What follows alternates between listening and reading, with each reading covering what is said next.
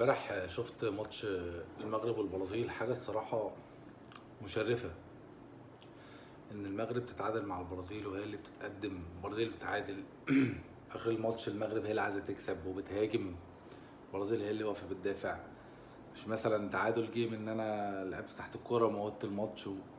المغرب لعبت بتوازن شديد، بتدافع كويس بتهاجم كويس. تيجي تفتكر احنا من اسبوع لعبنا نفس المنتخب ده، ماتش ودي مش رسمي، خسرنا 2-1 وطالعين بنهلل وفرحانين ومش مصدقين نفسنا ان احنا خسرنا منهم 2-1 بس في ماتش ودي.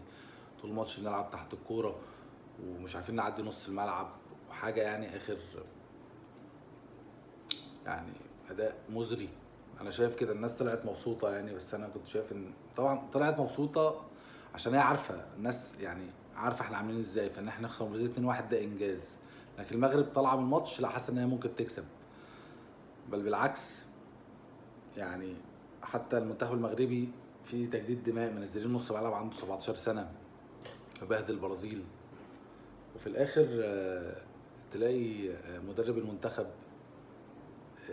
اللي مختار قايمه عليها كثير من ال يعني مش عارف اقول ايه، قايمه مجامل فيها ناس كتير وظالم فيها ناس كتير، فاكر يعني ان هو المتحكم في، بما ان هو اللي بيختار لعيبه، هو ده ما بيحبوش فما ياخدوش، وده متخانق معاه ما ياخدوش. دي قائمه منتخب مصر يا ابني، مش قائمه حسام حسن عشان اللي على مزاجك تاخده اللي هيفيدك خده.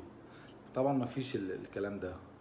المنتخب اللي احنا امبارح شفناه بيتعادل مع البرازيل باداء عالمي ده، مدربك في بطوله افريقيا راح يتريق عليهم يقول لهم انتوا قد كده، انتوا بقالكم 50 سنه ما خدتوش البطوله.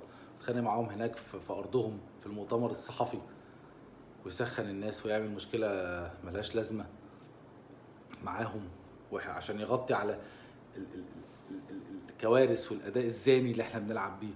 ان هو وصل سيمي فاينال محدش عارف يكلمه، وصل كاس عالم محدش عارف يكلمه، احنا وصلنا كاس عالم ليه يا جماعه؟ عشان احنا جامدين؟ عشان احنا مثلا تطورنا عن السنين اللي فاتت فعرفنا نوصل كاس عالم؟ ولا عشان الخمسه بقوا 10 فالباب وسع فاكيد هنخش؟ ما اكيد 10 من افريقيا راحوا، اكيد هنبقى من وسطهم. مش معقوله مش هنخش. ف... فانت ما عملتش حاجه. انت بطوله افريقيا اللي فاتت دي لعبت ماتش كوت ديفوار بس، بقيه الماتشات قبليها طبيعي انك تعدي مجموعات، اكيد المفروض انك تكسب بنين وزيمبابوي والناس دي. كسبت ماتش كوت ديفوار محدش عارف يكلمك، نزلت قدام السنغال مكسكس وحالتك حاله ومش عارف تشم كوره، خدوك واحد على الهادي خالص. فكلنا عارفين اللي فيها، فاحنا اللي بنتريق على المغرب.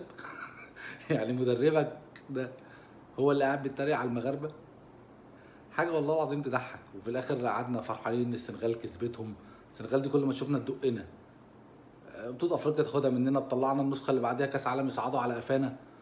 مش من كام سنه ساديو ماني ده كان الاصفر اللي بيكره صلاح، دلوقتي بقى القائد الجميل.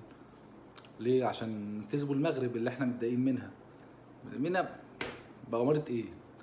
كل ده احنا بنغلوش وبندار على خيبتنا.